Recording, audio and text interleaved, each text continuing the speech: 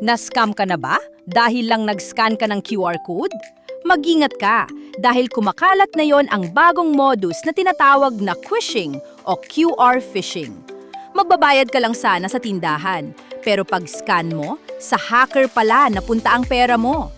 Ito ang nakakatakot sa GCash quishing scam. Pinapatungan nila ng peking sticker ang totoong QR code. Kahit sa mga peking parking tickets o flyer sa poste, may nakadikit ng patibong. Pag-scan mo nito, mapupunta ka sa isang peking website na kamukhang-kamukha ng totoo. Hihingin nila ang iyong MPIN. Kapag nilagay mo ito, tapos na ang maliligayang araw mo. Sa isang iglap, simot ang e-wallet mo. Paano ma-scam sa QR? Ganito kabilis yan.